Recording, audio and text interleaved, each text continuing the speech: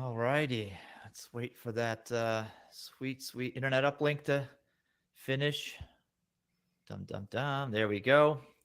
All right, folks. Good morning, good afternoon, good evening. Welcome down the security rabbit hole to a very special edition of the Down the Security Rabbit Hole podcast. Y'all know that typically we have fairly good security content, new and exciting things every once in a while. I like to throw you a curveball, and this is one of those.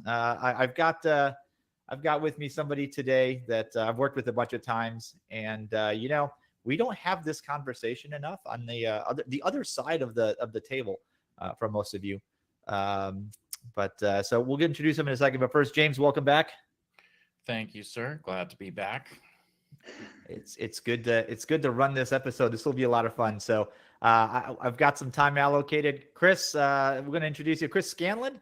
I'm going to let you introduce yourself, dude, because you've got a hell of a resume, and there's a couple of people out there still that don't know who you are. Well, thanks, Raf and James for having me. I've been a big fan of this podcast. I can't believe it's almost a decade now, if not longer.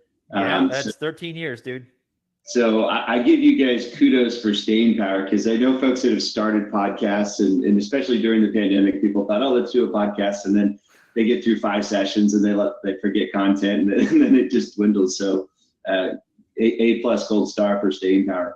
So Chris Scanlan, I've been in this cybersecurity business here for the better part of 22 to 23 years, and had a very distinguished career on the distribution partner side, as well as having served in the capacity of sales leadership in 4 or 5 different OEMs as well. So very deep understanding of all sides of that food chain in our industry. Yeah, man, it's been a heck of a ride. So I've worked with you a couple of times. You've gone out, and we've gone out and do your own thing, and then now we're back at riding together again. It's been kind of an adventure. So listen, I think people, before we dive into the kind of deep weeds, I'm kind of curious, like, what did you go to school for? How did you end up in sales? It's a great question. I think, like so many of us, when you look at people's resumes or their backgrounds, and it was, behavioral studies or psychology, and then next thing you know, they're running a DevOps lab or something like that. I remember working with who was that? A gentleman we both worked with at one point. Dave Von Villen was a classic trained musician, and but yet who knew he would be one of the founding fathers of a very high-end labs organization at Accuvant back in the day. And so, my personal background was studying international business. I lived in Central America, so I studied Latin American studies. I speak fluent Spanish. And it was somewhat convenient because I'm an avid footballer, and for those that are Americans, that would be soccer, but everyone else. There we go. That's the proper term. I like it. And so I spent time in Central America playing ball and studying. I originally thought this would have been circa 1995. So yeah, I'm one of the older guys in the industry. I thought I was going to be a foreign service officer. I wanted to go work as an FSO and be 007 and go save the world and do some covert stuff. I was fascinated by the Iran-Contra scandal, and I thought I was going to do some really cool stuff. And then, as we all know, right around 95, coming out of university, the internet was really booming, and I had gone to undergrad in Northern California. And so a lot of my cohorts were heading to the Bay Area and to the Valley and getting involved in tech. And so I was no stranger to that. I actually then went to Boulder and studied computer networking, and then kind of launched my career. And my first real gig, you'll love this because it's an ode to almost what we're doing right now. I worked in video conferencing. And so back in those days, you actually had to have inverse multiplexers, and you had these, remember Ascend had those pipelines for ISDN. And I literally would sit, James and Rock, I sat in the ski bib with a shirt like this that had a tie ready to go. And I was a video engineer, and I used to do Merrill Lynch analyst calls. And now we're doing video conferencing off 3 clicks with like unbelievably, it's crazy. So that's how I cut my teeth, and that's awesome. Moved into some networking stuff with Bay Networks, if you remember back in those days, in 3Com and all that. And then I quickly moved into what I would say was the forefront of cybersecurity. All right. And cyber and security, mind you, back in the early days, was you either had Trend, McAfee, or Symantec as an antivirus. That's right. You had this thing called a firewall. And then if you were really on the forefront, you had this stuff called URL filtering, which either you use WCCP off your firewall, or you had some sort of load balancing device and proxy. So we've evolved so much from those early days back in the late 90s. So hold on. So you're wind that back a bit, because you're saying you're sitting to ski viz. Does that mean you're doing some skiing in between there? Any thoughts of being like a world-class skier? Well, so I'm in school at Boulder, and I have to give credit to a guy named Rich Clave who sat next to the cube, and we used to work the graveyard shift. And Rich and I decided to go back to school, and Rich is now an accomplished marketing leader, has his PhD, was in the Denver market, and had a very long career at Oracle. He went more like the super tech route, and I went more of like the sales engineering route.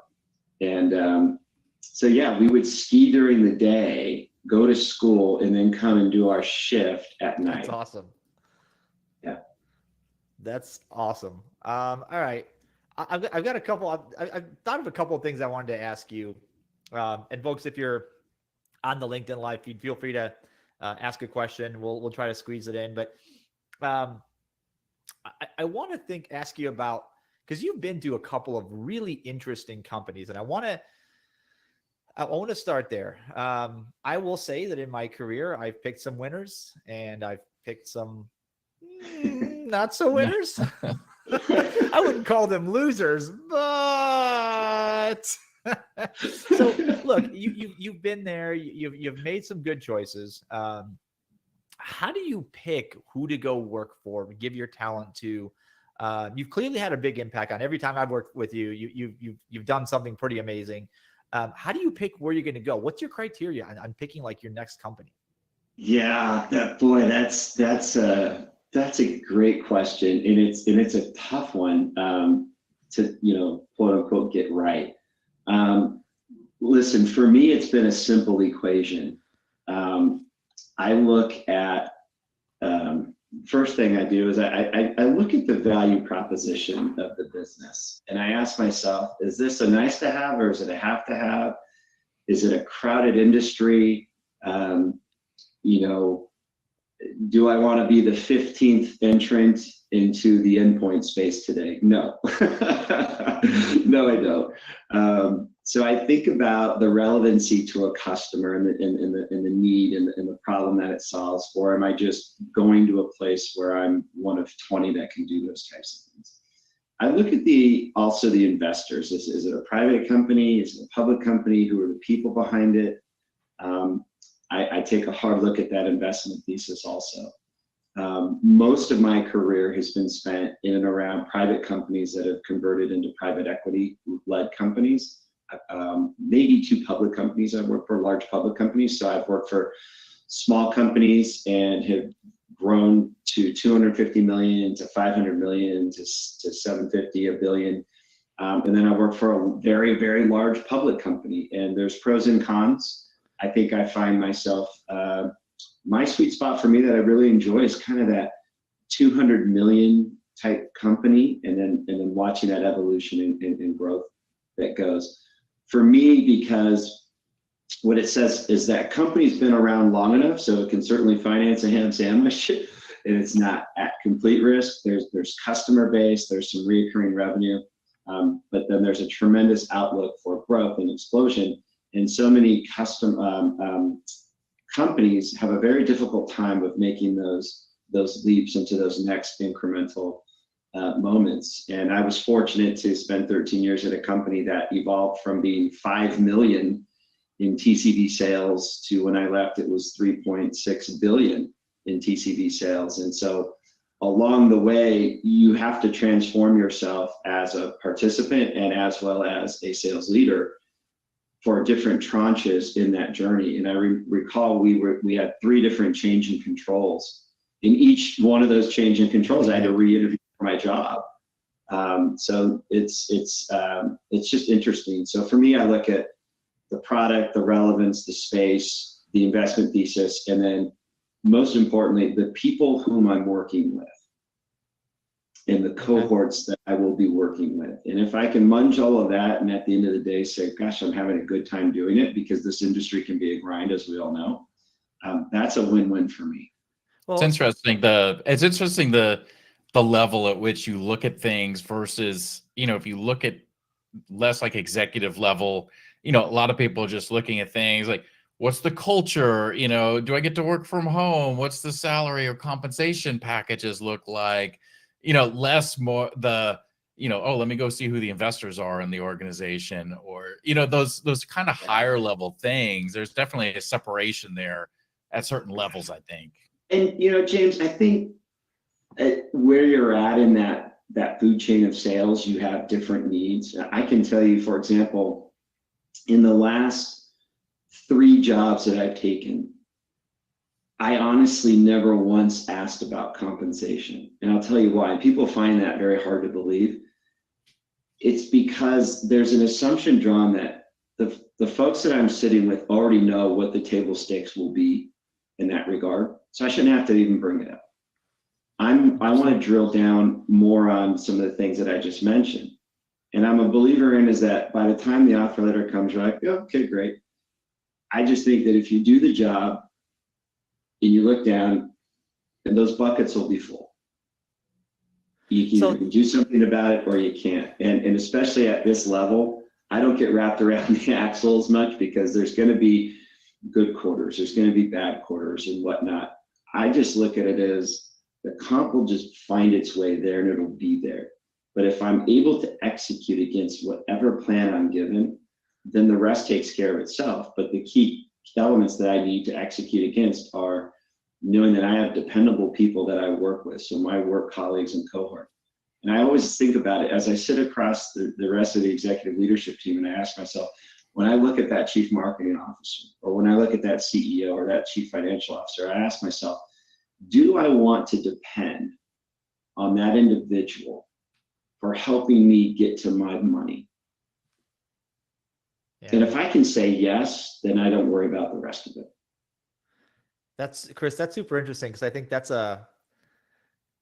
certainly a mentality that I'm not quite there, but I can see growing into, because that's not a thing you think of in the early stages of your career. But once you get into that, I guess, level where you're auditioning, because that's what it is, right? To be a part of the executive leadership team, the team that drives the company, drives the mission.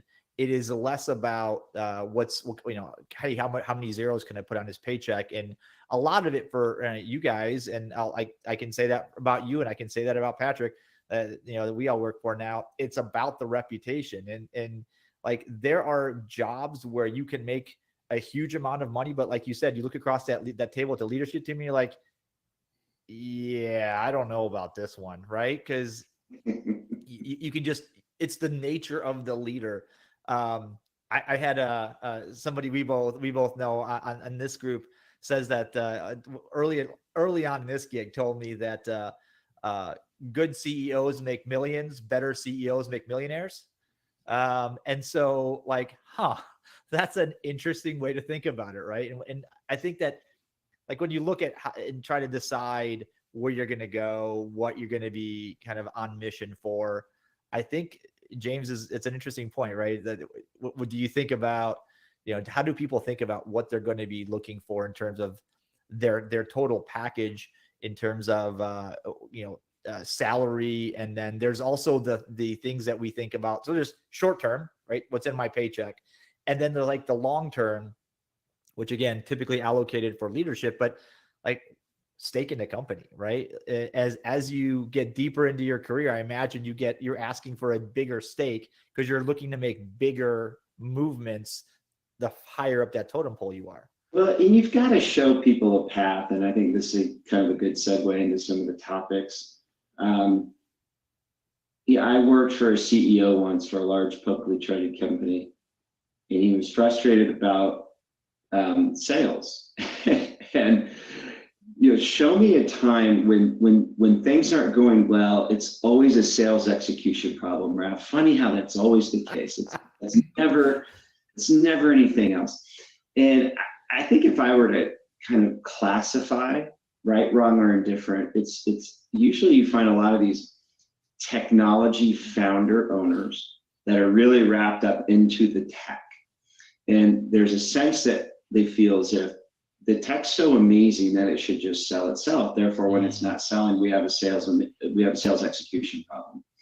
And if it's not selling itself and there's a sales execution problem, that means the customer base is either too ignorant to realize that they need that technology, therefore they're not worthy of even owning it. And there's some hubris and some arrogance in our industry around that. So the whole go-to-market motion, I think, is sometimes it's minimized, particularly by a lot of the technology founder owners. They sometimes place a lower value set on sales. And my response always to those types of people that I work for or board members would be, well, if that were the case, then you wouldn't need salespeople whatsoever. Right. You would just put your stuff up on a marketplace like Dell did and say, they'll go buy it.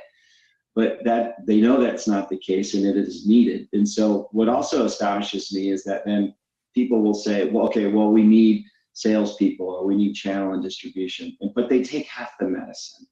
They don't fully invest.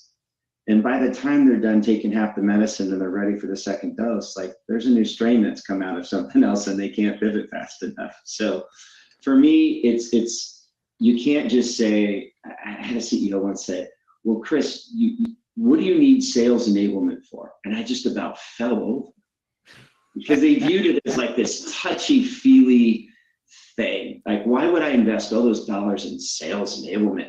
They're salespeople. They should already know how to do this. Because I challenged him on, like, there was this new product that was launching. I said, well, have you shown them how to sell this? I'm like, what do I need to show them how? They're salespeople. They're just supposed to know. And I said, no, that's not how it works. We need a sales enablement program around what we're trying to do here. Otherwise, that product will never work.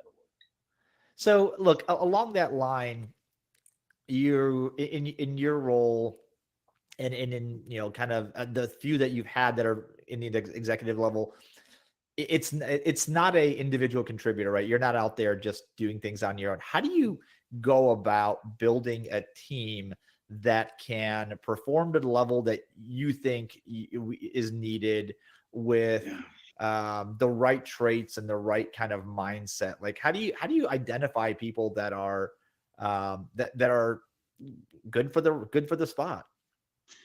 Yeah, and that's tough.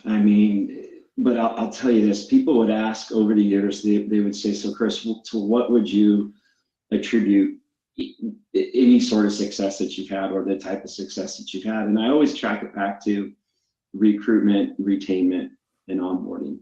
I spend an incredible amount of time on that, as you will know.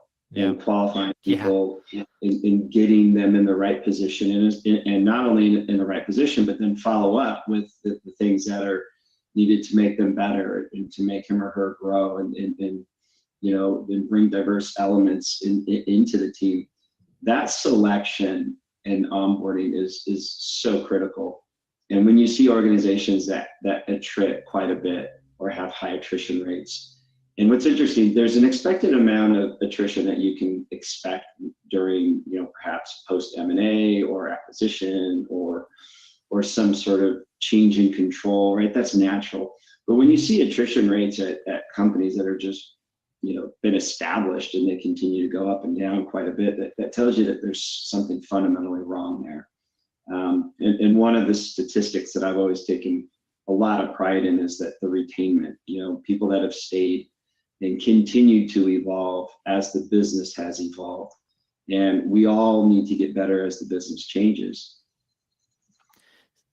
So I'll tell you, a while back, earlier in my career, I worked for a very large sales organization, and some of the, we'll say, I won't use the word successful, but some of the most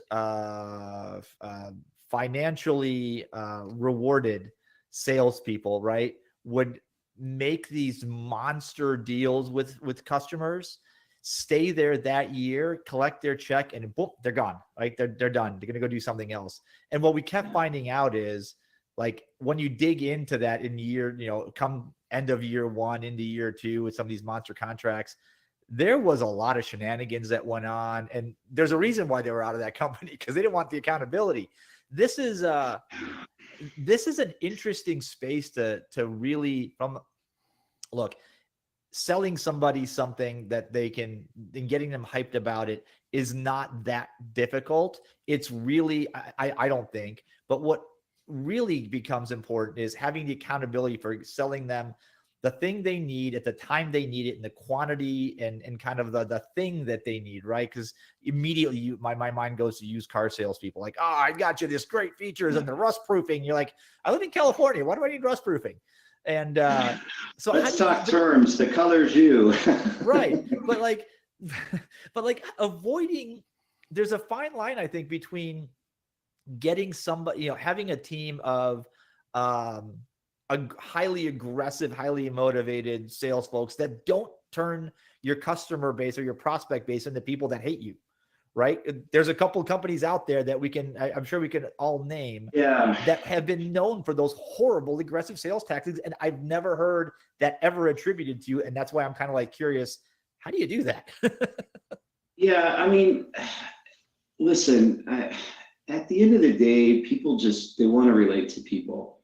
And this might be a cliche in our industry, but no matter how much our industry has changed and our go-to-market and the sales motion have changed over 20 years, people still want to buy from people. I remember a case at a time when a company I work for thought we would just put everything to a marketplace. We don't need salespeople. People just come and do self-serve business, and that just doesn't work. I mean, so many companies are faced with so many challenges that move so quickly, and they've got so many tools in their inventory. They don't know how to use them all. They're overwhelmed. And if anything more now, they need reputable, dependable third-party folks that they can lean on to help kind of disseminate through the noise and help choose that, which is why you see still channel partners are still very much valued and needed, even in the era of marketplaces, the Amazons and the Googles and the Azures and all that. I think those are more a threat to traditional distribution models, but not so much to channel models, because the channel model still owns what I'll call, this takes me back to the old telco days, right? The last mile connectivity to the customer. And I think that's still going to be an important link. Where people are missing the mark today. So you go back 15 years ago, I think most successful people in our industry that you look at their abilities, were their abilities really mapped to the success that they had? And I would argue probably not. They were really good at relationship selling. And the business has evolved from just being relationship sellers to actually having to sell on value. And that's why you see companies invest a lot in sales enablement strategies. Before it was an afterthought. Now I'm at a company that has 5 full-time people in sales enablement. And if done properly, you are able to accelerate the ramp time as part of your onboarding and new hire orientation to the moment that they sell their first deal. And so you'll see shorter ramp times for success through sellers. You'll see your deal size increase. There's just a lot of positives that come from it. But it's an investment in so many boards or CEOs that don't have, I guess, the temerity to kind of continue on. It's not a one-hit wonder. Listen, every January, February, there's a sales kickoff. And someone will hire someone or some company to come in and do some sales training, which I hate that word. And it's some syllabus that people sit in a room for 3 days, and then the syllabus gets thrown into a file cabinet drawer. No one revisits it. We've evolved from that to, there's companies like, Force Management, and my good friend Brian Walsh, who I met many years ago at one of my first companies, and I've used Brian twice since then in his organization. And you do a launch at a kickoff, but you continue that education. Think of it as almost like a university level sales professional curriculum. It isn't just sales training. And then that curriculum is then nurtured by your internal sales enablement team. And it's a continuing education model for your sellers. And as I would always tell my salespeople, I'm not doing something to you. I'm not putting you in a room for 3 days and I'm going to bore the hell out of you. I'm doing something for you. I've just made $1 million investment in you as a professional seller. And so when people start to look at it differently, because most sellers today suffer from what I'll call seller deficit disorder. We don't talk the customer's language. We don't listen. We don't understand their business. And I think that is what pisses customers off the most. Yeah. That we just don't listen, and we suffer from that, again, that seller's deficit disorder. Yeah, it's interesting you bring up the training piece and the one-time training, right? I mean, me coming from the app world and focusing on like developer training and that type of stuff, we do that all the time. You come in, you do an annual 1-day training, and same thing, right? The book Never go back to it. And then you go back to doing what you were doing. We don't put that time and effort into how do we make this grow over the year and continue, right? We're not just doing the checkbox. How do you actually build a program? But that, of course, costs money and time, and sometimes that's hard to justify for a lot of people. I assume salespeople can sell, or I assume developers can develop. Why do I have to invest all this to keep it going? Like, to be able to show that return on investment, I think, is critical, that a lot of people struggle with. And that's a fair point. And I want to be fair to the discussion. It's an evolution of where another term I use is it stage appropriate? And for a lot of startups, and we see a lot of startups, particularly out of Israel in the security space, and they'll say, hey, I'm worth $3 billion in unicorn status, but they have 20 customers and 5 million in ARR.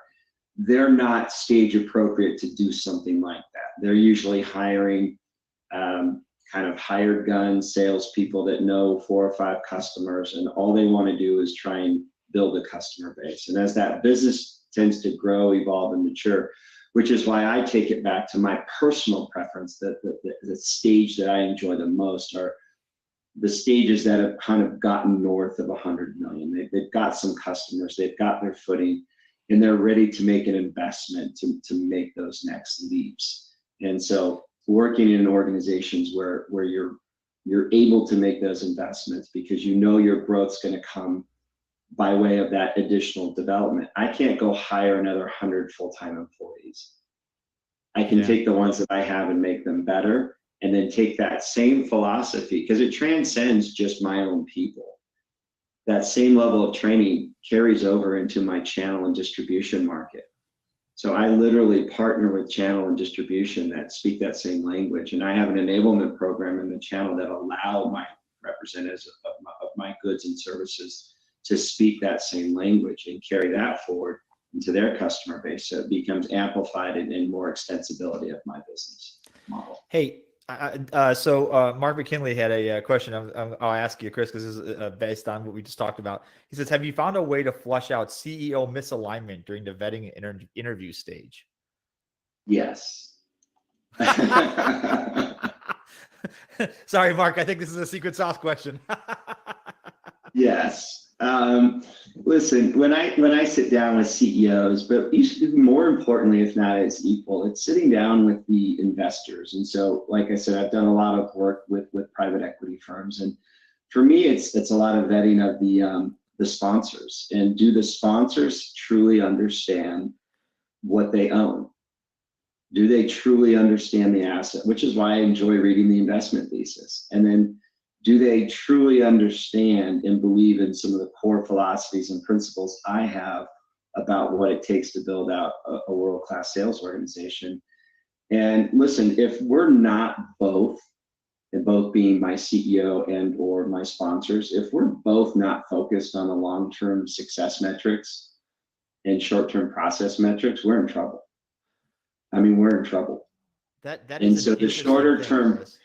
yeah, the shorter term process metrics, they're things that give you the roadmap to get to, a final outcome. But just as importantly, they give you continued access to people and understanding what's happening. So if you're not headed in that right direction, you can easily course correct. And those shorter term metrics, they also allow your implementation teams to walk in the door knowing exactly where they're trying to go with the given opportunity. And that's that alignment that you have top to bottom. Yeah. So listen, so I guess this next thing I want to start talking about is kind of aligned to what you just said. I want to talk about like how far, because you come into an organization as part of, say, a PE acquisition, right? It's clearly a company that or organization that has potential, that has, it's not, this is not their first sale. There's some history there. And a lot of people think PE and they run because they're like, oh God, going to slash and burn and sell off. And okay, but you're clearly being brought in to make changes. Now, having been in that seat once, I will say from personal experience, that's hard because you're trying to force change, coerce change in the way that because that's why you got hired, while taking people along for the ride, but also figuring out who's not going to go with you at all. So what's your thought process or mental formula for figuring out how hard to rock the boat, right? How big of a bull you can be in that China shop. And because I'd love to get more from you, because I don't know that I've done it. I'm not sure it was the greatest execution. And I'm looking for some ideas.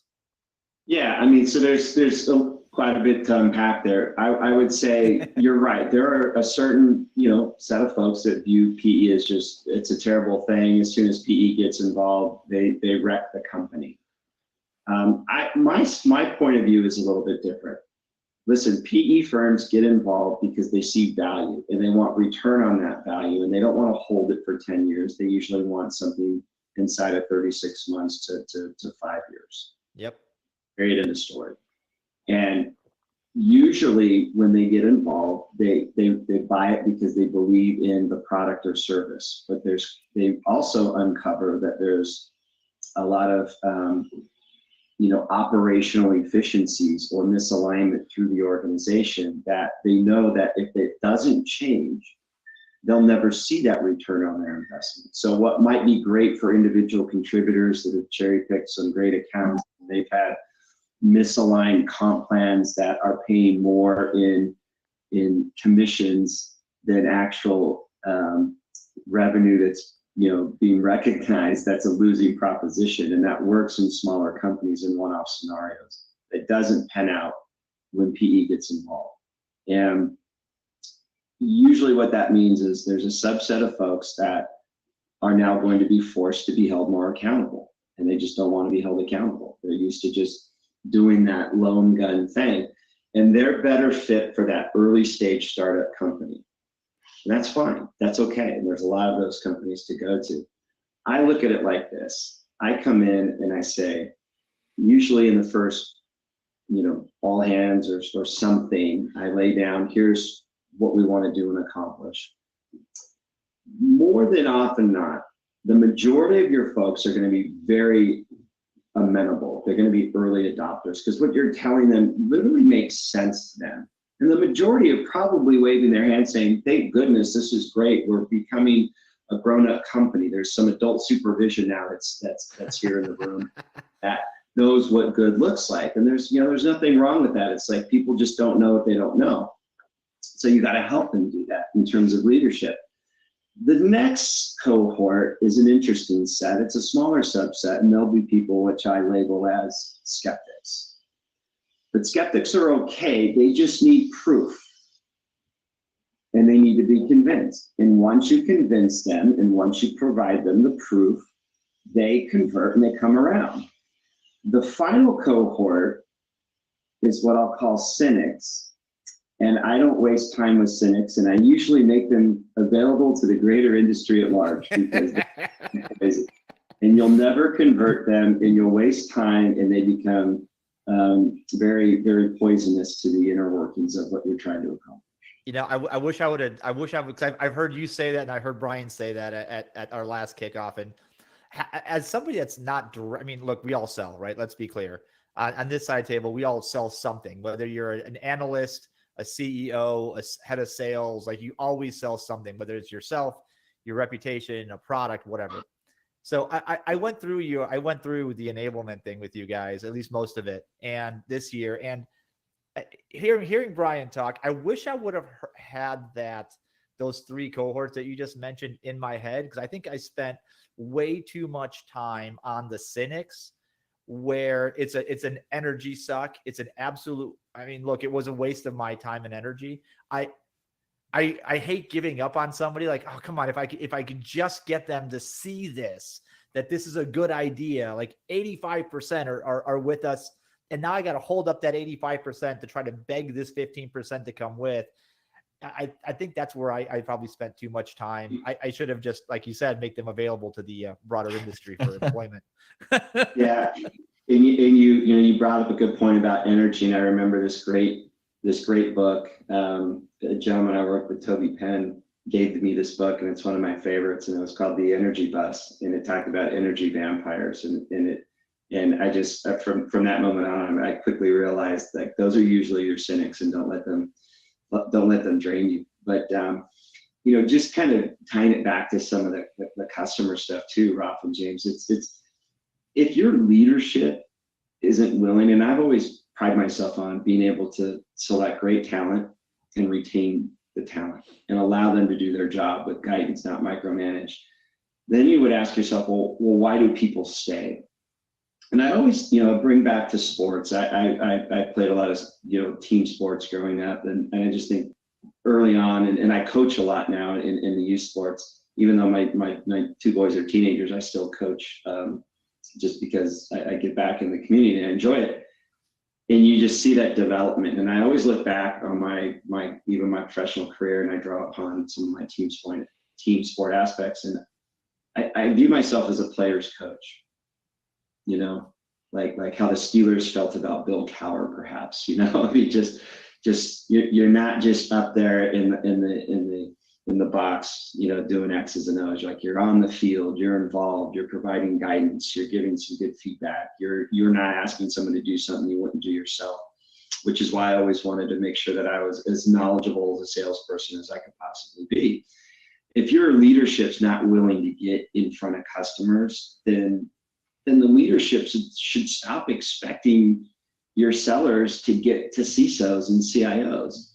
These people aren't sitting around with excitement waiting for an account exec to come into their office, right? I mean, that's just not what's happening every day. And in fact, they're being inundated more than ever. So, a job as a leader, as I see it, is to help develop these relationships in a way that keeps the door slightly open for an AE that helps support them over time. And one thing that I really enjoy about, particularly where I'm at right now, is we do a lot of really great team selling. There's no one person on a multi-million-dollar deal. There are 6 people involved. And I'll give you an example. I take orders from my account seller. Like, I'll tell him, I'll say, Berto, what do you need me to do? He's like, Chris, nothing yet, but I need you to map to this person. And so what I'm going to do is I'm going to go create a little bit of turmoil so that they're going to get upset with me. And I'm going to put tension on the deal. And your job is to go in and put that deal back together and fix And so like that type of discussion and strategy around big deals is, yeah, you have to have it from your upper level management, because but CISO's just not going to buy from one, person walking in the door saying, hey, do a proof. This is the best. Do a proof of value on my stuff. Just do a demo, because the demo is so amazing. You're going to see how great it is. Then you're just going to buy. Yeah. And then when you get the people watching the demo texting each other behind the scenes, being like, this person doesn't even know what this thing's about. Right. I mean, I can't tell you the number of demos I've seen where I'm like, does this person even know this software? Like, they have no clue what we're looking for, but they're putting this stuff together. Like, this is a fiasco right now. Yeah. And that's your seller deficit disorder, James. Yeah. Yeah. I mean listen, I think you just gave me a really good segue. There's two things, there's a lot of things, but two come to mind that sellers just have to have. It's an understanding of the relevancy that they play inside of a customer's organization. And you just hit it right on the head with what you just said. And so, I mean, Ralph, you know what I'm talking about here. And if all they can do is talk about a product, nobody gives a damn. And I'd say the second thing is they need to have an understanding that they can, fluently explain on who inside of customers' organization is going to be engaged in that buying and implementation process of figuring out the technical buyers and the recommenders and the economic buyers and, legal and there's a whole array of things that I check down with sellers that when I do deal reviews with them. And I literally, if I ask someone, I'm like, so where are we at in the legal process? Well, we haven't even gotten an MSA in place. And I said, full stop, take this out of your quarter, because there's no way, a Fortune 50 company is going to get through legal inside of 2 months. So you're dreaming if you have this in your commit, you should put this to pipeline, regroup, and you got more work to do here. And so, having that point of view is got many use cases. It's extremely powerful. So if you just got to be engaged with the various people within an organization. It's more than just, I think it's more than just understand, like asking the questions. I sit on the demo and they're like, here, you tell me what you're looking for. And you start going into it and then they just go into their default demo. Yeah. Like actually being able to interpret that and modify that to get to that point and really understand that. Because when we go back to the relationship building, that's the key, right? I mean, I was actually just going through something not even work related where, you talk to somebody that's sales, they don't look at you. They don't, it's like, all right, you're a burden to be here. It's like, great. Who else in town sells this? Because I'm going there. It doesn't matter if you've got the best product or even the best price. I don't want to deal with you, just because of that personalization capability to be able to work with people and sit on their path. And we see that in AppSec, right? Like we always say, hey, you have to be able to understand, have empathy for the development teams, understand how development works, like speak their language. Just being able to understand that's going to help drive that for them versus just coming in and saying, hey, I've got this, this, and this, go forth and have a great day. Push your pie. It's great. It's fantastic. Yeah. It's it's a funny one. That's for sure. So listen, go ahead, Rob. As I say, can I take this? I know we're getting close on time here, but I want to ask. I got one more thing I want to ask you, and I've got a question from the audience, and I've got one more closing thought. So we can keep this short because we kind of talked about this a little bit. But look, I get bombarded about 3 or 4 times a day sometimes with, hey, can I have a minute of your time? Hey, can I get you on the demo for blah blah blah? And I know a ton of my friends in the CISO world. Colleagues that I've worked with before just get hammered to the point where, and I think he listens to this show. So I'm going to say that guy, you know who you are, doesn't answer his cell if it's not somebody in his address book and has a separate email address that he does not use publicly because otherwise it would be unusable. How do you reach somebody in an industry where we are just hammering these CISOs, these leadership people? From a sales perspective, how do you reach somebody like that that is otherwise just getting more and more closed off because of the bad approaches? Yeah, really, Easy one, right? really good question. I'll start off by saying, most cybersecurity sales and marketing, it's so still feature and buzzword driven, and it's really angering to our buyers. and I've 100%. seen some of those LinkedIn posts. Listen, I don't have a magic answer for what you just asked, and there are folks far better suited than I these days. But I can tell you what I do try to do. I'm a big believer in the sales development process, but you have to have a framework in place to help those individuals. So when I think about the 3 legs and 3 pillars of what I'll call pipeline sufficiency, or as many companies face, insufficiency, it takes 3. You have to have a great marketing organization that provides enough air cover such that there's been enough brand and technology silo awareness, right? Such that a customer already has a sense of what you're talking about coming in, as opposed to your sellers just trying to evangelize about the space before they even get into a differentiated product-oriented discussion between your competition. And so you have to have, if you will, that grazing fire that's laid by a great marketing organization, and that's a lot of digital, that's attending the right events, that's providing thought leadership, shows like this that showcase certain things perhaps from time to time, as well as other CISO forums. There's ways to kind of get that out there. The second is leveraging your channels and distribution.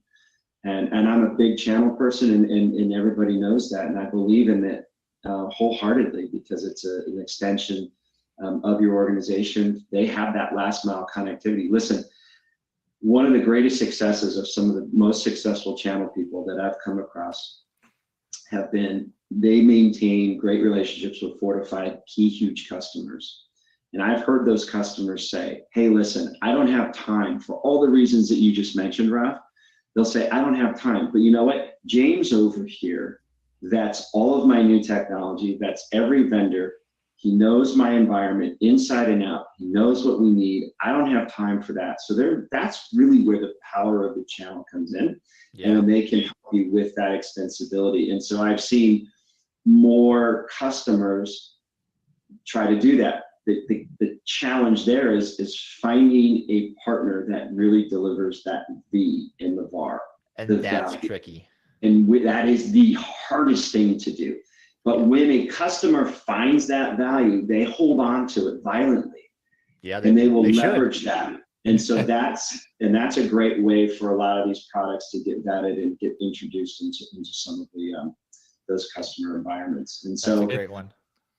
It's hard. There's no great magic elixir that I could bottle and sell to answer that one. It's interesting. Combination of a lot of things. I was just sending a Raf real quick, thinking about it. We just did a whole show talk about patching and prioritize patching versus building a patching program.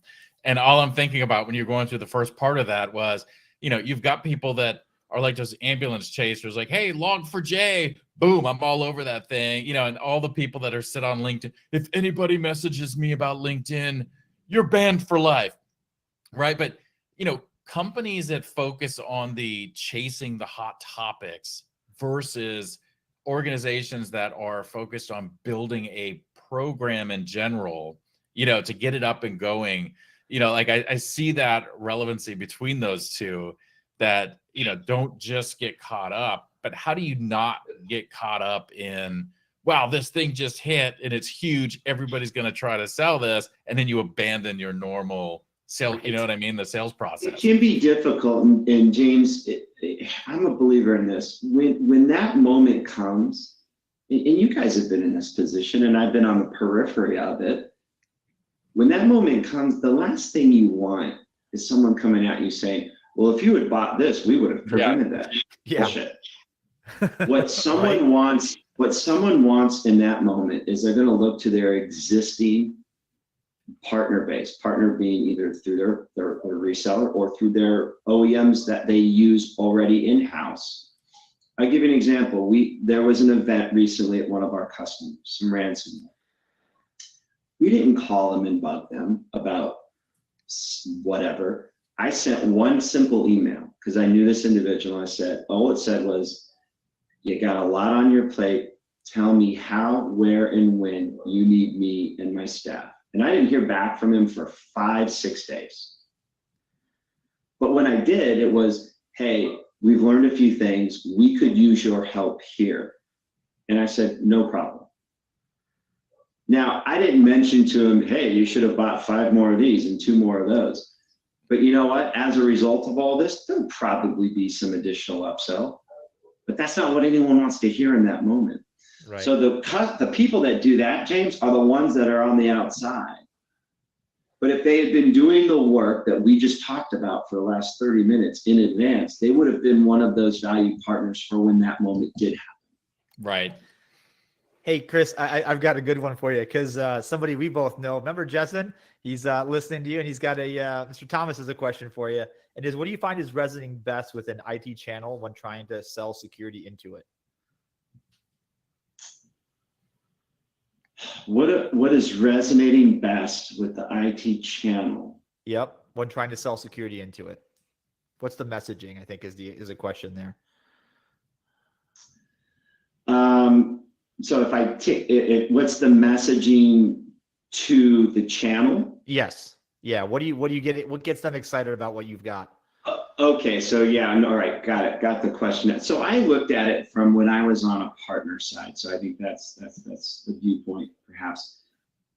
I looked at it like this. It's really simple. And I think a lot of vendors were taken back at my bluntness. But I always thought, do I even enjoy doing business with you to begin?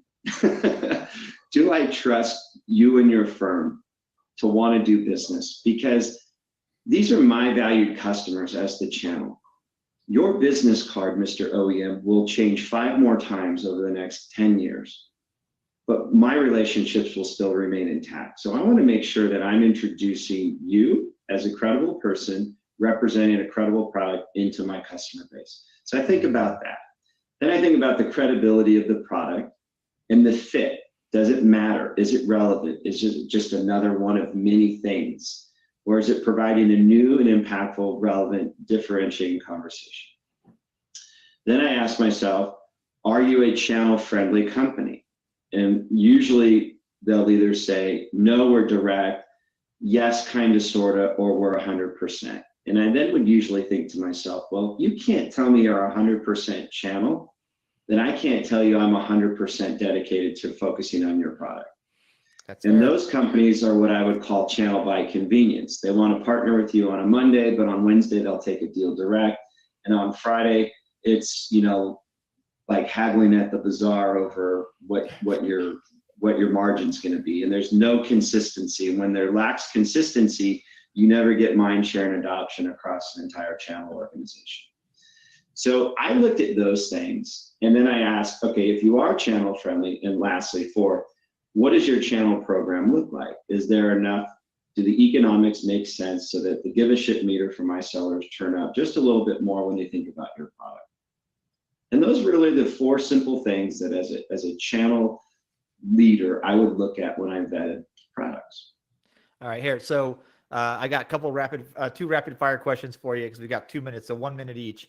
First one is, if you're going to start your career brand new, do you think it's better to start it with a large company or a small? There's pros and cons to both, but since we're on the clock, I'm going to go large. Okay. And 3 pieces of advice for somebody that's early on in their sales career and going, all right, how do I get to Chris's seat?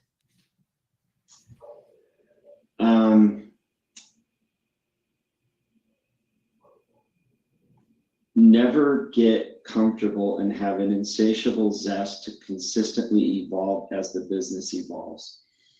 Right? I was at a place for 13 years. There were four founders. Only one was left standing at the end of it all. And it was because the other three lacked an ability to evolve and up level and change their abilities as the business grew and moved on. They weren't able to do that. And so if you think about your career, you constantly have to push yourself and figure out, what don't I know? What should I be doing better? There were stops along my career that people would look at and scratch their head and say, why did you take that job? But there was something with purpose that I knew that job would deliver. No matter how weird it looked on the outside or how much of a pain in the ass it might have been, I walked away from an experience saying, I just filled a hole in my career of my knowledge that I needed to fill in order to take it to the next level. All right. Well, that's a good place to end. Mr. Scanlan, thank you for being our guest for a rather lengthy episode, but this was awesome. Thanks for having me. That's all right. Yeah, I mean, this is great, guys. Thanks for inviting me on. I've like I said, congratulations, kudos to you for your longevity, always having relevant, interesting topics. And I know this diverted a little bit from the tech side, but that's all right. This is perfect. This is awesome. Like I said, we've got a lot of you that listen are a tech savvy sales audience and leadership, and I think this actually covered both sides of that table. I think it's an important conversation to have because, look, the vendors need the customers and the customers need the vendors. At the end of the day, we have to find symbiosis, and saying we hate each other doesn't work, right? So, guys, that's it. Thanks for listening. This has been another Down to Security Rabbit Hole podcast with Chris Scanlan, my good friend, and second time working together now. James, thanks for riding along. It's been good. Always a good time. I always love learning something. Thanks, Chris. All right, folks. Thanks for listening. Check out the LinkedIn live page. We did stream this live. If you missed it, it's always available to check out again. It's also on YouTube on our channel. And of course, this will hit as a pod very shortly. Thanks to the Extra Hop folks for giving Chris some availability to get on the show. And we will catch you guys another time, another place on another Down to Security Rabbit Hole podcast.